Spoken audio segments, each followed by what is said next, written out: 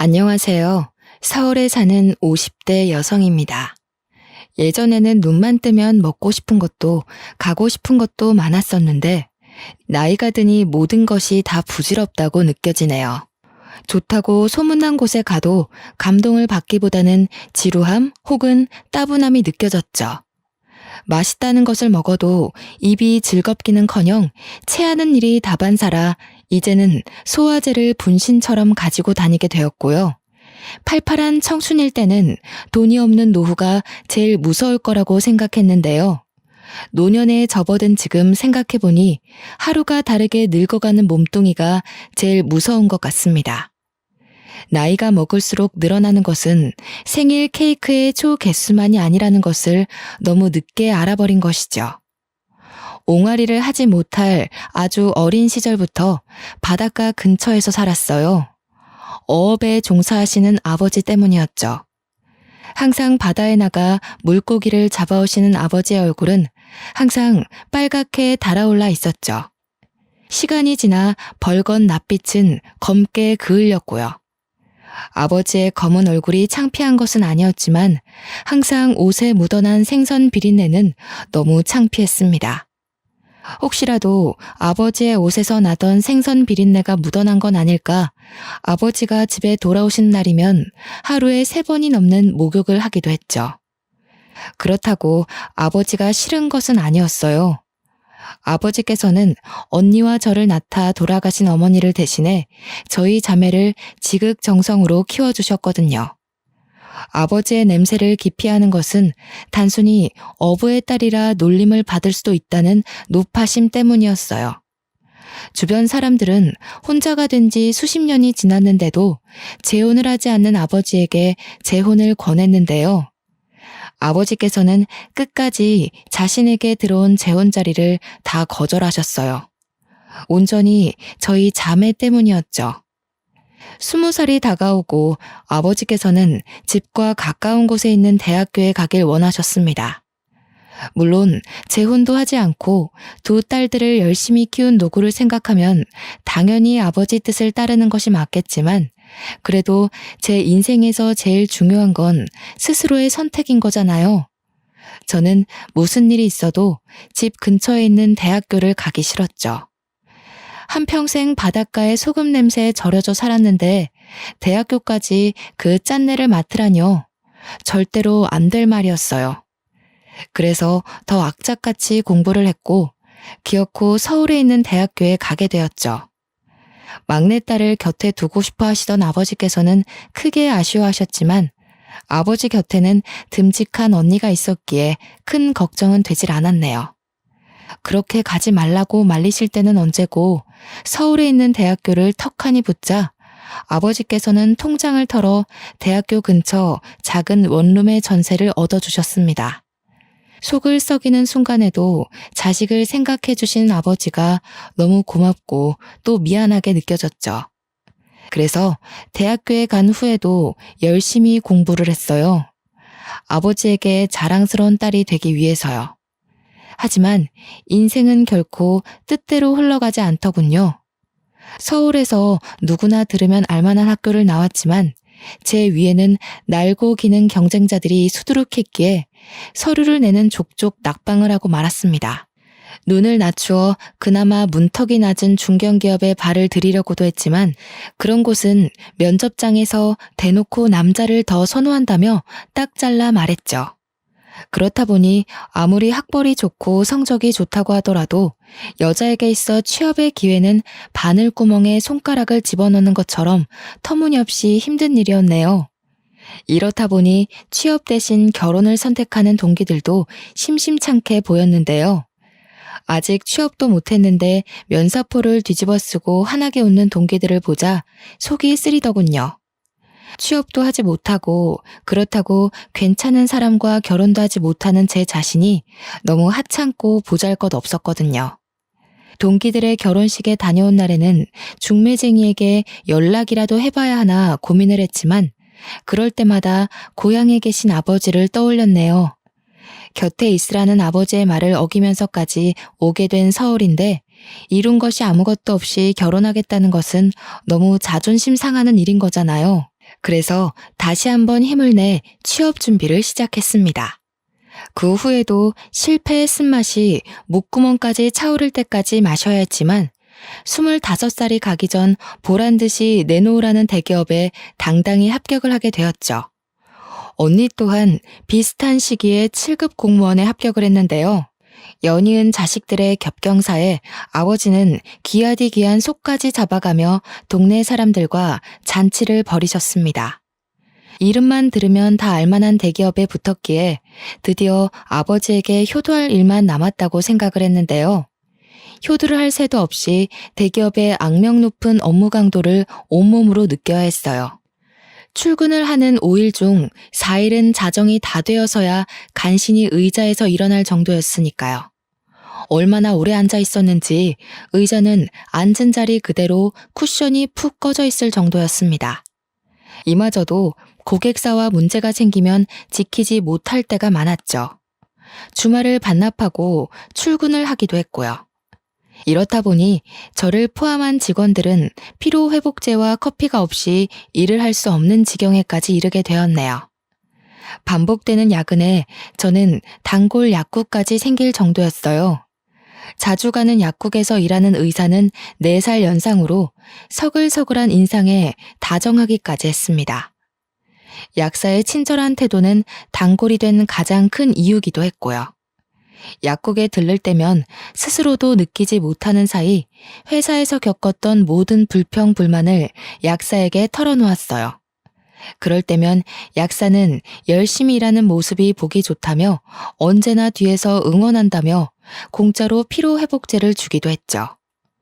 29살이란 늦은 나이에 결혼도 하지 않고 일만 하는 걸 보며 드센 여자라고 생각할 수도 있을 텐데 후려치고 깎아내리기보다 열심히 노력한 것을 인정해주는 약사의 다정함이 심장에 꽂히더군요.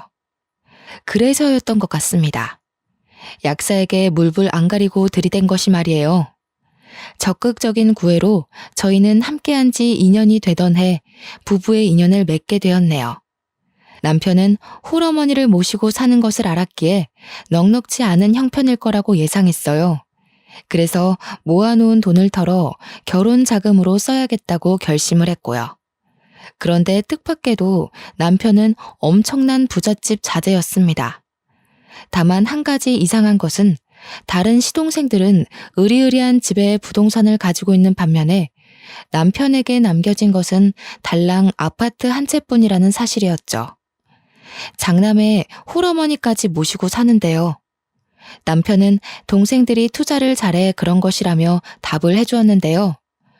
돈 같은 건 전혀 상관없었어요. 중요한 것은 평생을 함께할 반듯한 남편 한 사람뿐이었으니까요. 하지만 진짜 문제는 따로 있었습니다. 바로 시어머니였어요. 시어머니는 처음 인사를 간 자리에서 대놓고 사람들이 말하는 시짜 짓을 하셨거든요. 장남이랑 결혼하니 늙은 시애미 모시고 사는 건 당연한 거고 요즘 애들 모아둔 돈 없다 집안 사정이 안 좋아서 예단은 간추려서 해야 된다느니 말도 안 되는 소리를 하는데 나는 소미불이 붙은 먼지 한 톨도 다 받을 생각이다. 뭐 너야 나이 먹을 만큼 먹은 노처녀니 돈이 궁할 것 같지는 않다만 혹시나 해서 하는 말이니 귀담아 들어라. 만약에 돈이 없다고 해도 노처녀 인생 구해준 남편 낳은 시애미인데 예단 정도는 빚을 내서라도 해야지. 그건 그렇고 부모님은 뭐 하는 사람이라고 했지? 어머니는 저를 낳으시다가 돌아가셨고 아버지께서는 부산에서 선장으로 일하고 계세요. 왜야? 아이고 주야. 하필 많고 많은 직업 내버려두고 바닷가에서 칼 들고 날뛰는 어부딸이랑 결혼을 하다니.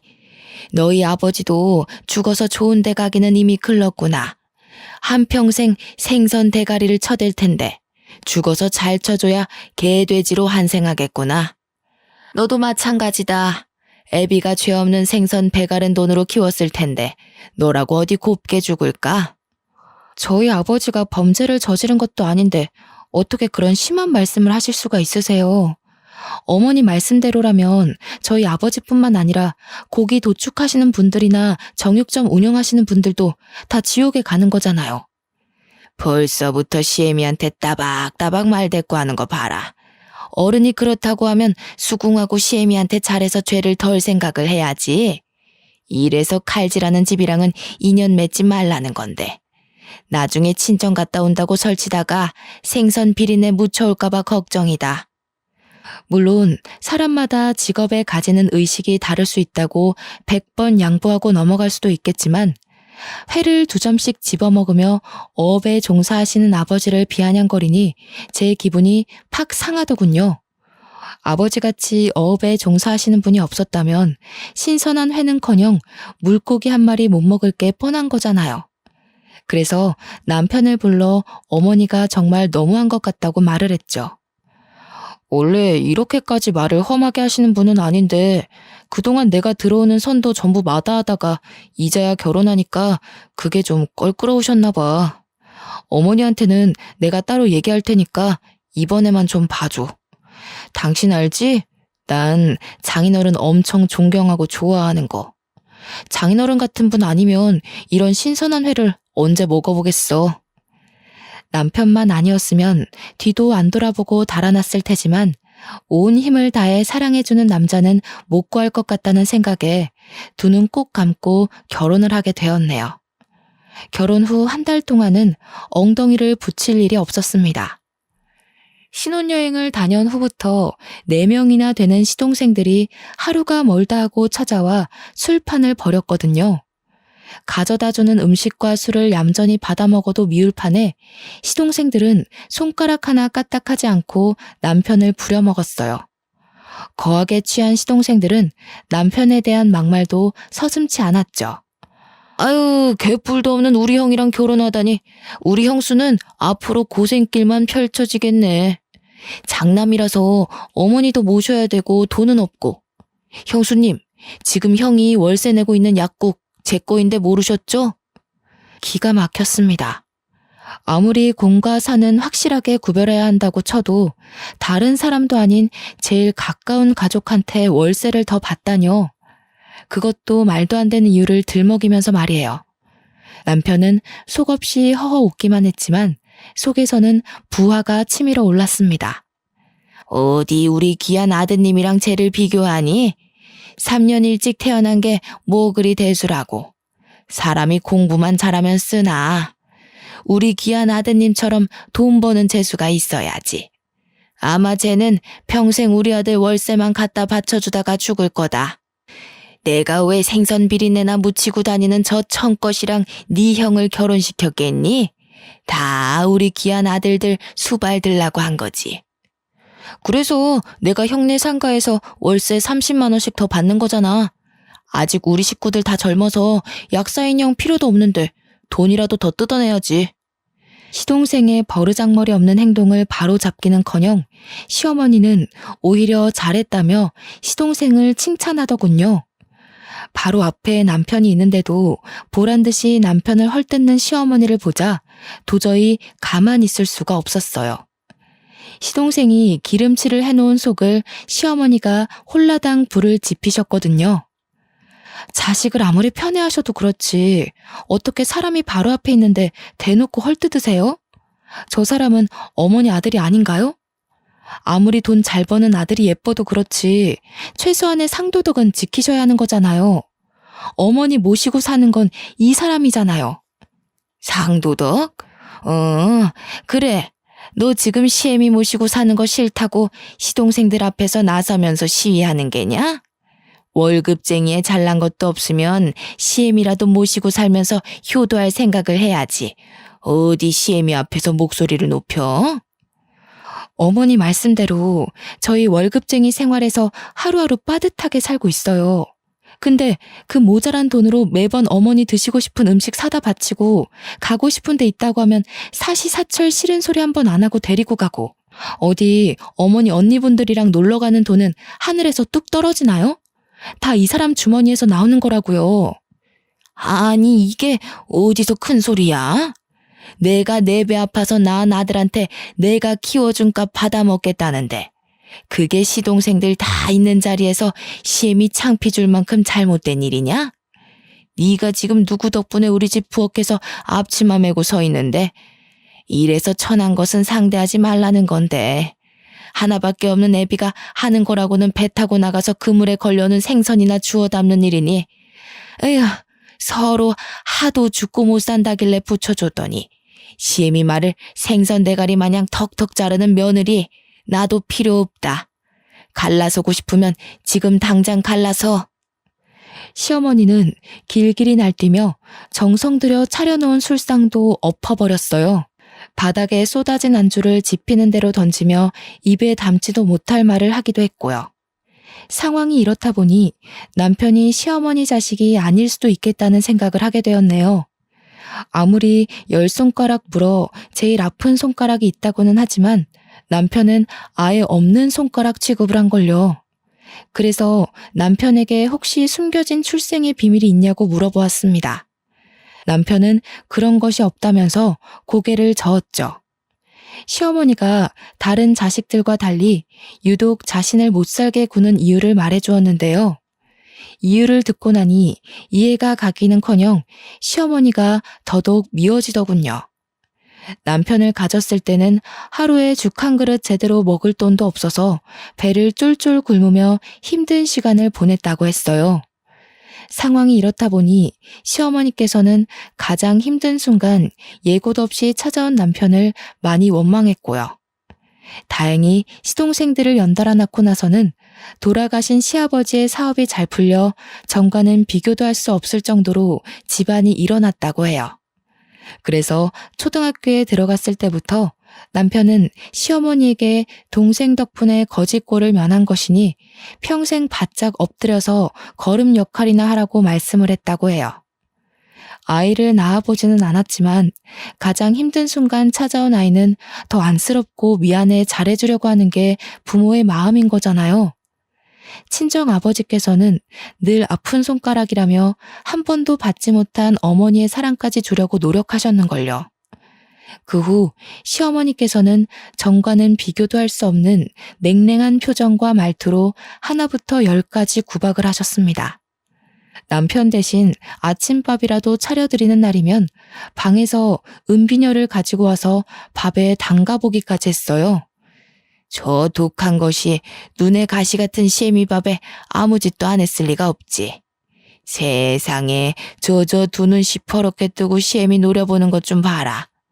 앞으로 아범은 아무리 바쁜 일이 있어도 내 밥은 꼭 따로 차려놓고 가라. 저 독사 같은 것이 언제 내 밥에 독을 탈지도 모르니. 시어머니의 시짜짓은 날이 갈수록 더 심해졌는데요. 한두 번은 남편을 보며 넘어가려고 했지만 한 달이 지나고 2달이 지나도 변하지 않자 정말 피가 마를 정도로 힘들었어요. 시집살이를 당하는 며느리의 가슴에 사리가 나온다는 게 괜히 나온 말이 아니라는 걸 뼈저리게 느끼게 되었죠. 시어머니는 단식이라도 할 기세로 남편을 몰아세웠습니다. 가뜩이나 약국 때문에 새벽 출근을 하던 남편은 시어머니의 투정에 새벽 3시에 일어나기까지 했네요. 시어머니의 밥상을 차려주려고요. 천성이 순하고 정이 많은 사람인 것은 맞았지만 잠을 제대로 못 자다 보니 남편은 얼굴에 뼈가 다 드러날 정도로 말라갔어요. 그래서 돈이 좀 들더라도 가정부를 드리기로 했죠. 그러자 시어머니는 아들과 며느리가 쌍으로 무시한다며 또다시 들고 일어나셨어요. 시어머니는 날이 저물 때까지 전화기를 붙든 채로 시동생들에게 하소연을 했죠. 시어머니의 하소연을 들은 시동생들은 당연히 저희 부부를 나무랐는데요. 다른 사람이라면 몰라도 그동안 시어머니를 나몰라라 하면서 해외여행을 다니던 시동생들에게 시어머니를 잘 모시라는 말을 듣자 어이가 없었습니다. 화도 나질 않았고요. 자식된 도리는 남편에게 다 떠넘겨놓고 간섭만 하는 시동생들의 추태는 혀를 내두를 정도로 역하게 느껴졌어요. 그래서 시어머니 좀 잘 모시라며 타박하는 첫째 시동생에게 한 소리를 했죠. 네, 그동안 못난 저희 부부 때문에 어머니가 고생하시기는 했죠. 그래서 이제 어머니 안 모시려고요. 생각해보니까 얼마 되지도 않는 월급 박박 긁어서 어머니 모셔봤자 매일 밥상 없는 건 기본에 툭하면 배 타고 바다 나가는 저희 아버지 모욕까지 하시잖아요. 저희 부부가 어머니 모셔봤자 좋은 소리 나오지도 않는데 앞으로는 돈도 잘 벌고 어머니가 끔찍이도 죽고 못 사는 도련님들이 돌아가면서 어머니 모시세요. 형수님, 어머니가 몇 마디 좀 했다고 너무한 거 아닙니까? 장남이 떡하니 버티고 있는데 저희가 어머니를 왜 모셔요? 말이 안 되잖아요. 저랑 동생들이 형수네처럼 한가한 것도 아니고. 남의 돈 벌겠다고 꼭두 새벽부터 나가서 해질 때까지 일하고 들어오는데 도련님 눈에는 그동안 한가한 거로 보였나 봐요? 저희 부부는 남의 집 살이하느라 그런 생각은 꿈에도 못하는데 도련님도 이 핑계 저 핑계 대면서 놀러 다닐 생각만 하지 마시고 이번 기회에 어머니한테 효도나 하세요. 아무리 그래도 집에 장남이 떡하니 자리 잡고 있는데 차남이 나서서 어머니를 모시다니요. 말이 안 되죠. 자꾸 장남거리는데 그동안 저희 남편 덕에 편하게 사셨으니 이제라도 자식된 도리 하셔야죠. 장남이 부모님 모셔야 된다고 법이 정해져 있는 것도 아닌데. 시어머니를 모시는 것은 싫었는지 시동생은 자꾸만 장남을 운운하며 시어머니를 모시고 가는 걸 회피했어요. 그래서 친절하게 어머니를 직접 댁까지 모셔다 드렸죠. 아무리 남편을 사랑한다고 해도 한평생을 시어머니와 시동생들에게 천대를 받으며 살고 싶지는 않았거든요. 시어머니를 모시고 간 지 일주일도 되지 않아 첫째 시동생은 전화 소리가 끊기지 않도록 연락을 해왔습니다. 집사람과 이혼할지도 모르니 당장 시어머니를 모시고 가라면서요. 저는 곧 죽어가는 목소리로 앓는 소리를 하는 시동생에게 제안을 했죠. 시어머니를 모시는 조건으로 약국의 월세를 받지 말라고요. 시어머니를 모시는 것이 어지간히 싫었는지 첫째 시동생은 바로 월세를 안 받겠다고 약속을 했네요. 다시 집으로 돌아온 시어머니는 어떻게든 트집을 잡으려 노력을 했는데요. 딱히 트집 잡을 것이 없자 엉뚱한 곳을 꼬집으며 저희 부부를 곤란하게 만들었습니다. 손주 보는 것에는 별 관심도 없던 시어머니는 결혼한 지 4년이 지났는데 왜 애소식이 없냐며 닥달을 했어요. 시어머니의 간섭에 저희는 몹시 불편해졌죠. 사실 저희 부부는 결혼 후에도 아이는 낳지 않겠다고 약속을 했거든요. 친정 어머니께서도 저를 낳다가 돌아가셨기에 저희 자매는 출산에 대한 두려움이 있었는데요. 차마 시어머니에게는 이 이야기를 못하겠더라고요. 또 노발대발하실 게 뻔하잖아요. 시어머니께서는 부부 침실에 들어오는 것도 서슴지 않아 하시며 빨리 애를 낳으라고 닥달하셨습니다. 남편이 그러지 말라고 말려보았지만 효과는 하루 이틀 뿐이었어요. 아이에 대한 스트레스가 깊어질 때쯤 후원단체에서 전화가 걸려왔죠. 결혼 후 꾸준하게 후원을 하고 있던 아이의 부모님이 돌아가시고 친인척도 없이 고아원에 들어가게 된다고요. 전화를 끊은 후에는 가슴에 돌덩이를 얹은 것 마냥 마음이 무거웠네요. 이미 중학생까지 된 아이가 고아원에 가서 잘 적응하기란 쉽지 않은 일이니까요. 몇 번 보지 않았지만 아이는 경제적으로 넉넉하지 못한 상황임에도 자신의 불행을 탓하지 않을 만큼 의젓해 보였어요. 단정한 아이의 품행에 더 마음이 쓰인 것이었죠. 그래서 고민 끝에 남편에게 상의를 했어요. 아이를 저희 부부가 입양하면 어떻겠냐고요. 남편 또한 후원하던 아이를 눈여겨보고 있었기에 흔쾌히 허락을 했죠. 그렇게 저희는 마음으로 낳은 아이를 딸로 입양하게 되었네요. 하지만 이번에도 문제는 독사 같은 시어머니의 입이었어요. 중학교 교복을 입은 딸아이가 집에 들어오는 순간 인상을 찡그리며 손에 들고 있던 진보다리를 현관문 쪽으로 내다 버렸죠. 어디 근본도 모르는 것을 우리 집에 들여? 멀쩡한 몸으로 시집와서 애도 안 낳겠다. 어디서 굴러먹다 온지도 모르는 잡종을 딸로 입양하겠다. 아이고, 집안의 부모 얼굴도 모르는 잡종이 장남 자식이라고 판을 치게 생겼으니 이 일을 어쩌면 좋을꼬. 내가 먼저 죽은 남편 얼굴을 볼 낯이 없다. 다른 일이라면 어머니 말씀을 듣겠지만 이미 마음에 품기로 한 딸을 어떻게 다시 내쳐요. 지금이야 낯설어서 그렇지 같이 지내다 보면 괜찮아지실 거예요. 얼마나 속 깊은 애인데요. 어머니도 분명 마음에 들어 하실 거예요. 정 같이 지내는 게 불편하다 하시면 제가 동생들한테 연락 돌려놓을 테니 가서 편히 쉬셔도 되고요. 내 말이라면 산에 가서 인삼 대신 도라지라도 캐오던 애가 이럴 수는 없지. 홀렸어. 홀려도 단단히 홀린 개야. 평소 어머니 말이라면 껌뻑 죽던 남편도 이번만큼은 단호하게 나오더군요. 시동생들의 집에서 지내는 것은 싫었는지 시어머니께서도 궁시렁거리기만 할 뿐 큰 사고는 치지 않으셨어요. 환영을 받아도 적응할까 말까인데 집에 들어온 첫날부터 시어머니에게 된통 당해버렸으니 딸아이가 집에 적응을 하지 못할 수도 있다는 생각이 들었는데요. 워낙 천성이 밝고 씩씩한 아이여서 그런지 금방 적응을 했네요. 그 후 저희 집에 없어서는 안 될 가장 소중한 보물이 되었고요. 입양한 딸아이를 보자 시동생들은 대놓고 폭소를 터뜨렸습니다. 우리 형 불쌍해서 어쩌나? 졸지에 얼굴도 모르는 다른 집 새끼를 자기 둥지에 데리고 왔으니 형수님 정말 대단하십니다. 저희 집에 시집 오셔서 고작 한다는 게 부모 얼굴도 모르는 뻐꾸기 새끼를 형 자식이라고 턱하니 호적에 올리다니요. 잘하는 것도 없는 친자식 보면서 속 끓이며 살 바에는 공부도 잘하고 예의 바른 남의 집 자식 데리고 와서 사는 게 더 나을 것 같은데요. 우리 딸 입양한 거 도련님네 자식들 보고 결정한 거예요. 뭐 하나 잘하는 거 없이 사고만 치고 돌아다니는 거 자식이라고 속 끓고 사는 꼴 보니 저는 도저히 그렇게 못 살 것 같아서요. 형수님, 말씀이 좀 지나치시네요. 아무리 그래도 조카인데 피도 안 섞인 가짜 끼고 도는 형수님한테 그런 말 들으니 엄청 불편하네요. 애들 앞에서 함부로 말하는 도련님이 지나친 거죠. 어디 친자식 몸에 나는 피에는 금덩이라도 흐른답니까? 똑같은 사람끼리 똑같은 피 흐르고 사는 거지. 친부모 자식 사이가 뭐 그리 유별나다고. 그러는 도련님은 뭐 얼마나 대단한 핏줄이길래 애들 돈 뜯어서 소년원까지 간 아들 끼고 도세요?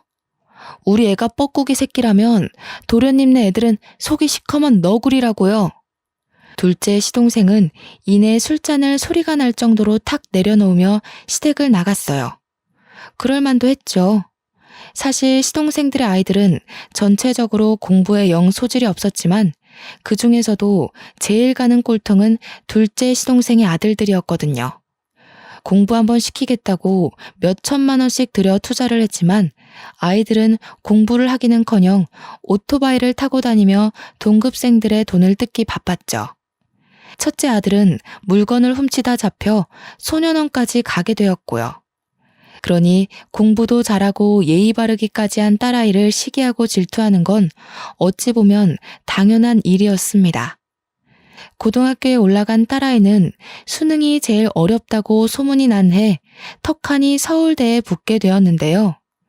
딸이 서울대에 갔다는 소식을 전해 들은 시동생네 식구들은 차례로 머리에 흰 천을 두르고 알아 누웠다고 했습니다. 솔직히 통쾌하기는 하더군요. 돈이 많다고 건물 월세며 집안 행사며 배짱을 부리던 시동생들을 딸아이 덕분에 한 방 먹인 거나 다름이 없잖아요. 그 후 딸아이의 인생은 탄탄대로였습니다. 서울대 사범대를 졸업한 딸은 낙방하는 일 없이 연이어 임용고시에도 턱하니 합격을 했으니까요. 딸아이는 25살이란 어린 나이에 알아주는 사립중학교의 교사로 발령을 받았죠. 혼자서 모든 일을 씩씩하게 헤쳐나간 딸아이를 볼 때면 그저 흐뭇할 따름이었습니다. 맞벌이를 하는 탓에 다른 엄마들처럼 챙겨주지도 못했는데 언제나 사랑한다며 감사함을 표하는 딸이 듬직하고 사랑스러울 뿐이었고요. 꽃다운 나이에 꽃보다 더 빛나는 직장을 가진 딸아이에게 정말 좋은 남자를 붙여주고 싶었어요. 부모의 마음이라면 자기 자식한테 제일 예쁜 것, 제일 좋은 것을 주고 싶은 게 부모의 마음이니까요. 그런데 행복이 가장 부풀어 오른 순간 시어머니는 제가 가진 행복을 한순간에 터뜨려 버렸습니다. 금요일 오후 딸아이는 오랜만에 외식을 하자며 저희를 따로 부르더군요. 식당에 도착하자 딸아이는 옆에 앉은 시커먼 남자를 소개시켜 주었어요. 결혼하고 싶은 사람이라면서요. 말을 들어보니 남자는 딸아이가 대학 시절 사귀었던 남자라고 했어요. 딸아이가 많이 좋아했지만 이별 후 남자가 다른 여자에게 장가를 가는 것을 보면서 마음을 포기했다가 남자가 이혼을 한 지금 연락이 닿아 다시 결혼을 결심했다고 하더라고요. 남자 사업을 해 돈을 많이 번다고는 했지만 딸아이보다 10살이나 많은 데다 초우는 딸과 다르게 양옆으로 자식까지 주렁주렁 달고 있으니 사윗감으로 내키지는 않았네요. 아니, 오히려 절대로 결혼시키고 싶지 않다고 하는 것이 더 올바른 표현이었어요. 남편 또한 저와 같은 생각인 것처럼 보였습니다. 그래서 저희 부부는 딸아이를 설득시키기 위해 노력을 했죠. 하지만 딸아이는 예상 밖의 말로 저희 부부의 심장을 철렁 내려앉게 만들었어요. 딸아이는 이미 남자와 혼인신고를 한 상태라고 말을 했거든요. 깜짝 놀라며 그게 무슨 말이냐고 되묻자 딸아이는 시어머니의 권유로 혼인신고를 먼저 했다고 하더군요. 저희 부부가 반대할 수도 있다면서요. 분명 남자에게 돈이 많다는 이야기를 듣고 어떻게 해서든 딸아이를 결혼시켜 한몫 단단히 챙길 요령이었던 것이죠. 말하지 않아도 시어머니의 시커먼 속내쯤은 알 수 있었습니다. 그래서 며느리의 도리 같은 것은 잊은 채 시어머니에게 바락바락 대들었죠. 그깟 돈이 얼마나 대단하기에 소중한 딸아이의 인생을 망치냐고요. 부모도 모르는 잡종한테 그만하면 과분한 신랑감이지. 어디 진짜 부모가 누구인지 알지도 못하는 잡종한테 장가들려는 남자가 있을 거나 같으냐? 그나마 애라도 딸린 첩실자리니까 결혼이라도 해주는 거지.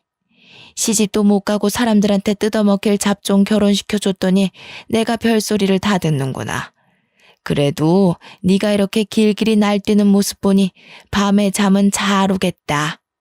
시간을 돌릴 수만 있다면 과거로가 절대 그 남자를 만나지 말라고 딸아이에게 말해주고 싶었어요. 하지만 그럴 수 없길래 쓰린 속을 부여잡고 끙끙 앓을 뿐이었죠. 딸아이 또한 정말 사랑한다고 말했고 결국 울며 겨자 먹는 심정으로 딸아이의 결혼식에 참가하고 말았네요. 딸아이가 신혼여행을 간 후 저희 부부는 편하게 잠에 들지 못했어요. 모두가 자신의 탓이라며 스스로를 자책한 뿐이었고요. 신혼여행을 다녀온 후 딸아이는 사위가 마련한 집에 들어가서 살았습니다. 그런데 막상 딸과 떨어져 살려니 아쉬움이 몰려오더군요. 기껏해야 10년 조금 넘게 데리고 살았던 딸이 벌써 곁을 떠난다는 사실이 미안함과 쓸쓸함이 한꺼번에 몰려왔어요. 해준 것도 없는데 너무 일찍 시집을 보낸 것은 아닌가라는 후회가 밀려오기도 했고요. 한 번 이혼을 했다고 해서 색안경을 끼고 봤지만 그래도 사위는 딸아이에게 잘해주려 노력을 하는 모양이었어요. 2시간이나 떨어진 곳에 살면서도 한 달에 한 번씩 딸아이와 함께 집에 들렸죠. 그래서 저 또한 좋은 장모, 너그러운 할머니가 되기 위해 노력을 했습니다. 하지만 딸아이가 오는 횟수가 늘어나자 시어머니는 멀쩡한 머리에 흰 천을 감으며 잡종들이 하도 많아 머리가 지끈거린다고 했어요. 그 한마디에 시어머니의 눈치를 보던 딸아이는 앞으로 집에 오지 않겠다고 말을 했고요. 곧 죽어도 딸아이를 쳐다보지도 않는 시어머니가 참 밉기도 했지만 딸아이 또한 원래부터 시어머니를 불편해했기에 앞으로는 저희 부부가 딸아이의 신혼집을 가는 것으로 합의를 보았죠. 사위 또한 흔쾌히 허락을 했기에 신혼집에 방문할 때면 딸아이가 좋아하는 반찬을 바리바리 싸들고 갔습니다. 그런데 신혼집에 갈 때마다 이상하게 느낀 점이 하나 있었어요. 딸아이가 점점 말라간다는 것이었죠. 사람은 행복하면 얼굴에 살이 오른다는데 딸아이는 그 반대였거든요. 한 해가 다르게 홀쭉해져 딸아이를 보는 것 참 마음 아픈 일이었습니다. 그래서 날을 잡고 딸아이와 함께 단둘이서 시간을 보내게 되었네요. 드라이브도 하고 싱싱한 회도 먹이자 딸아이의 표정은 한결 밝아지더군요. 예전 같이 살 때처럼 말이에요. 딸아이의 풀어진 표정을 보며 조심스럽게 물어보았습니다. 혹시 남편이랑 사이가 안 좋은 거냐고요. 노파심의 한 말이었지만 딸아이는 잘해주고 있으니 너무 걱정하지 말라는 말만 했기에 그저 답답할 뿐이었네요. 그렇게 잘 놀고 딸아이를 아파트 단지에 내려다 주었을 때였어요. 다시 안전벨트를 매고 시동을 키려는 순간 사위가 다른 여자를 끌어안고 있는 것을 목격하고 말았죠. 손은 바들바들 떨렸고 숨은 제대로 쉬지도 못할 만큼 가빠졌습니다. 머리는 짙은 해무가 낀 것처럼 혼란스러웠지만 사위의 불륜 현장을 봐버린 몸은 그대로 안전벨트를 풀고 달려나가 낯선 여자의 허리에 손을 올린 사위의 멱살을 잡아 올렸죠. 한평생 사람이 지칠 채통은 유지하고 살았다 생각했지만 떡하니 다른 여자의 립스틱 자국이 묻은 사위의 얼굴을 보자 도저히 맨정신으로 유지할 수가 없더군요. 눈이 뒤집혀 달려든다는 것이 어떤 의미인지 제대로 알게 되었고요. 자네 지금 제정신인가? 다른 데도 아니고 버젓이 우리 딸이 살고 있는 아파트에서 어떻게 다른 여자랑 이런 파렴치한 짓을 할 수 있어? 내가 우리 딸 없는 사이에 바람이나 피라고 결혼시킨 줄 알아? 그럼 이혼시키세요. 저도 그쪽 딸한테 미련 없어요. 결혼한 것도 맹추같이 집에 들어앉아서 애들이나 키우라고 한 거예요. 고아라고 해서 입맛대로 버무릴 수 있는 것 같아서 데려왔더니만 양부모라고 있는 건 문어마냥 달라붙어 있으니 양부모가 장모님같이 유난 떠는 사람이었는지 알면 애초에 결혼하지도 않았어요. 이게 끝까지 장모 앞에서도 이렇게 방자하게 구는데 우리 딸한테는 얼마나 구박을 했을지 뻔하지. 나도 자네같이 몰상식하고 더럽게 굴러다니는 사람이랑 계속 살게 할 생각 없어. 당장 이혼소송 들어갈 거니까 그런 줄 알고 우리 딸 인생 망친 값으로 팬티 한 장 살 돈 없이 쫓겨나게 해줄 테니까 기대하게. 당장이라도 뻔뻔한 낯짝으로 거들먹거리는 사위에게 뺨을 날리고 싶었지만 꾹 참았습니다. 혹시라도 이혼 소송을 하는 중에 딸아이에게 불리하게 돌아가면 안 되잖아요.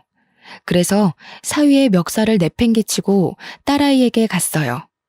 딸아이는 당황한 얼굴로 문을 열어주었는데요. 그동안 사위의 바람기를 참고 산 거냐고 묻자 왈칵 눈물을 흘리더군요. 딸아이는 자신이 선택한 것이니 저희 부부에게 못난 모습을 보이기 싫어 그동안 꾹 참고 살았다고 하네요. 부모 자식 간의 못난 모습 보일 수도 있는 거지. 짐 쌀 것도 없다. 더러운 집구석에 있던 짐 같은 거 필요도 없어. 당장 나와.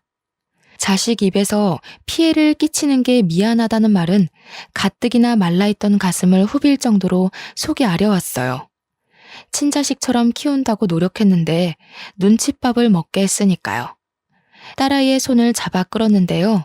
그 사이 사위의 자식들은 고기 반찬을 내놓으라며 밥그릇을 던지고 난리를 피웠어요. 인간 같지 않은 사위와 똑같이 구는 애들을 보자 그나마 있던 정도 털리는 기분이었고요. 친엄마도 아닌데 이 정도로 먹여주고 입혀줬으면 고마운 줄을 알아야지. 어디 지혜비랑 똑같이 행패를 부려? 정 고기 반찬이 먹고 싶거든 너희 아빠한테나 그렇게 밥그릇 던지고 소리 질러라. 귀한 우리 딸한테 그러지 말고. 집에 간 후에는 남편에게 모든 사실을 말했습니다. 남편은 당장 이혼을 하라며 길길이 날뛰었죠. 그 후 저희 부부는 합심하여 사위의 불륜 증거를 잡고 비싸다고 소문난 이혼 전문 변호사를 고용했어요. 다행히 사위의 올바르지 못한 행실이 그대로 드러났기에 딸아이는 두둑한 위자료를 받으며 이혼을 할 수 있었습니다.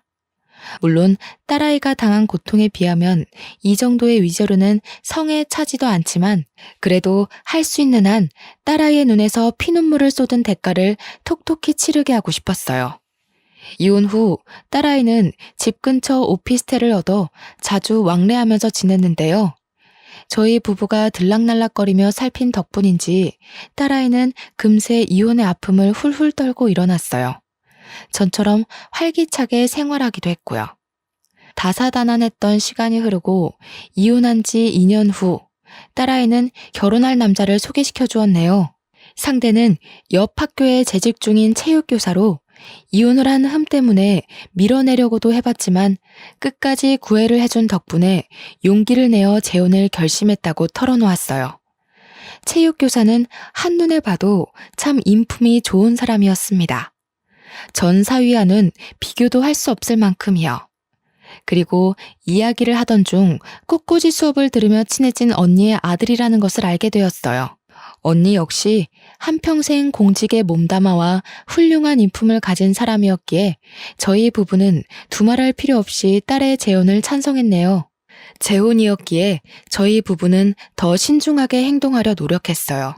그래서 상견례 자리에 시어머니는 아예 배제시키기로 결심을 했죠. 또 이상한 말로 사돈이 될 언니의 심기를 건드리면 안 되잖아요. 숨기려고 숨겼지만 몰래 핸드폰을 훔쳐보는 시어머니 때문에 딸의 재혼을 결심했다는 것도 일주일 후 상견례를 한다는 것도 알게 되었는데요. 자신도 상견례에 갈 거라고 깽판을 치는 시어머니를 보자 처음 시집 와서 밥상을 엎었을 때와는 비교도 안 될 정도로 시어머니가 미워지더군요. 신랑이 끝에 가만히 자리만 지킨다는 조건으로 시어머니 또한 상견례에 참석을 시켰죠.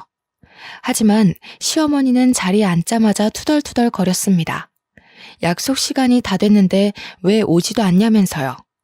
그러던 중 언니에게서 전화가 한 통 왔어요. 말을 들어보니 언니는 교통사고로 인해 낭패를 겪고 있는 중이더라고요. 다행히 언니는 너무 늦지 않게 식당에 도착을 했죠. 그런데 언니를 보는 순간 시어머니는 사색이 되며 입술까지 파르르 떠시더군요. 언니 또한 어머니를 보더니 화들짝 놀랐고요. 죄짓고는 못 산다고 우리 집에 있는 폐물은 싹 긁어간 거 보고 어디서 구걸이나 하고 있으려나 생각했는데 이렇게 옷까지 차려입고 잘 사는 줄은 꿈에도 몰랐네. 이런 거 보면 하늘에 신이 있기는 한가 몰라? 남의 눈에 피눈물 나게 한 사람을 이렇게 떵떵거리면서 살게 하는 꼴을 보면. 언니의 말에 저희 부부는 당황할 수밖에 없었어요. 시모가 평생 부잣집 외동딸로 살다 돌아가신 시아버지 집안에서 맺어주는 정략 결혼을 한 것이라고 철석같이 믿고 있었거든요. 뭔가 오해가 있었던 것 같다고 말을 하자 언니는 코웃음을 쳤죠. 부잣집 외동딸은 무슨... 너희 시어머니 우리 집에서 10년 넘게 일한 가정부야. 어디 그뿐이야? 우리 집 운전기사랑 살림까지 차리고 살았었는데 없이 산 게 미안하다고 금가락지까지 해주려고 했던 남편도 버리고 부동산 사장이랑 눈이 맞아서 우리 집 폐물까지 싹 털어서 야반도주했잖아. 아이고 내 팔자야. 말년에 이게 무슨 망신인지. 시어머니는 철푸덕 바닥에 주저앉으며 소리내어 울기까지 했는데요. 널브러진 시어머니를 대신해 언니는 저희 부부에게 시어머니의 숨겨진 진실을 모두 알려주었어요. 시어머니는 야반도주를 했을 적 남편을 임신한 상태였어요. 끼니도 제대로 먹을 수 없는 궁핍한 생활을 하는 것도, 끔찍이도 싫어하는 전 남편의 핏줄을 이어받은 것도, 시어머니는 모든 것을 남편 탓으로 돌리며 구박을 한 것이었죠. 그래서 장난임에도 불구하고 유산을 제일 조금 준 것이었고요. 아무리 서로 죽고 못 살아도 나는 이런 콩가루 같은 집안에 우리 아들 장가보낼 생각 없다. 미안하지만 결혼은 없던 일로 해야겠어. 언니네 식구들이 빠져나가고 식당 안에는 저희 가족밖에 없었습니다. 방금 전까지만 하더라도 멀쩡하던 남편은 혼이 나간 사람처럼 의자에 앉은 어깨를 축 늘어뜨리고 있었네요. 그럴 만도 했어요. 미우나 고우나 지금까지 시어머니를 제일 많이 챙긴 사람은 남편인 거잖아요. 시어머니에 대한 애정이 컸던 만큼 배신감도 큰 것은 당연한 일이었죠. 남편은 친아버지를 버리고 재혼한 것을 후회하지 않냐고 물어보았어요. 후회는 무슨, 괜히 저런 옆에 내가 하는 말에 휘둘려서 지금까지 키워준 은혜도 다 잊을 셈이냐? 지금이야 네가 친부랑 살아본 기억이 없어서 이런 식으로 나오지. 없는 집구석에 살아봐라. 네가 지금 그런 소리를 할 수 있나? 찢어지게 가난한 집에서 사랑받고 살 바에는 부잣집에서 구박받으면서 고깃국 얻어가는 팔자가 더 좋은 게다. 능력 없는 애비 밑에서 자랄 뻔한 거 구해줬더니 고마워하지는 못할 망정 어디서 키워준 애미한테 큰 소리로 대들어? 제가 한 번이라도 어머니한테 고깃국 먹여달라고 투정한 적 있었어요? 없었잖아요. 동생들이랑 둘러앉아서 밥 먹을 때면 매번 좋은 고기는 동생 앞에 골라주고 제일 볼품없는 고기는 제 국에 넣어주는 어머니 보면서 그동안 얼마나 울었는지 어머니는 죽었다 깨어나도 모르겠죠. 어머니한테 저는 덤으로 생긴 손가락 같다는 거 알았어도 꾹 참고 어떻게든 잘해드리려고 노력했어요. 그래도 세상에 하나밖에 없는 부모니까요. 근데 이제 그럴 필요 없을 것 같네요. 시어머니는 어디 한번 해보라는 식으로 배짱을 부렸지만 남편은 정말로 시어머니를 내쫓았어요. 시동생들에게도 유산을 많이 상속받은 자식들이 어머니를 모시라며 단단히 으름장을 박아놓았고요. 한번 돌아선 남편은 정말 매섭게 가지치기를 하기 시작했어요. 첫째 시동생 내의 건물에 있던 약국마저 다른 곳으로 이전하고 평생을 살던 집을 내놓기까지 했죠. 시댁 식구들을 모두 잘라낸 후 남편은 혼자서 언니네에 찾아가 무릎을 꿇고 빌었는데요. 처음에는 시어머니가 저지른 만행 때문에 남편을 본체만 체했지만 끝낸 남편의 진심을 알아주었고 결국 저희 딸아이는 무사히 재혼을 할 수 있었네요. 딸은 현재 아들, 딸 한 명씩 낳고 잘 살고 있는 중이랍니다. 며칠 전 집에 놀러온 딸아이가 말하길 전 사위에게서 연락이 왔다고 해요. 딸아이가 헤어진 후 이혼을 연달아 4번이나 해놓고선 다시 결혼해달라고 염치도 없는 소리를 해댄 것이었죠. 딸아이와 전 사위의 이야기를 웃으면서 할 수 있는 날이 온 것만 하더라도 행복하기만 하네요. 큰 소리를 떵떵 치며 나갔던 시어머니께서는 경기도 외곽 소형 아파트에서 혼자 살고 계세요. 시동생들 또한 불같은 시어머니의 성정을 못 받아낸 것이 분명했죠. 시동생들 마음도 이해는 합니다. 제멋대로의 욕심까지 많은 시어머니를 모시는 것은 들판에 널뛰는 말을 길들이는 것보다 더 힘든 일인걸요. 요즘 시어머니께서는 심심찮게 합가 이야기를 하곤 해요. 하지만 큰 걱정은 없습니다. 제가 말하지 않아도 남편이 나서서 시어머니의 요구를 딱 잘라내거든요. 정년이 얼마 남지 않은 시점에서 요즘은 남편과 함께 은퇴 계획을 세우고 있는 중이에요. 고심 끝에 바다가 있는 저의 고향으로 내려가 살 계획이죠. 평일에는 바다의 짠내를 맡으며 남편과 둘이 산책을 하고 주말에는 오붓하게 거센 바람에 비린내를 묻히며 낚시를 할 생각을 하니 벌써부터 은퇴 후의 삶이 기대가 되곤 합니다. 소박하지만 즐거운 일상을 같이 보낼 사람이 있다는 것이 얼마나 감사한 일인지 뼈저리게 깨닫고 있는 중이고요. 남편과 함께하는 새로운 제2회차의 인생이 기다리기에 저는 오늘도 힘을 내어 살아보려고 합니다. 지금까지 지루할 수도 있는 제 사연 들어주셔서 감사드립니다. 사연을 경청해주신 여러분들 언제나 행복하세요.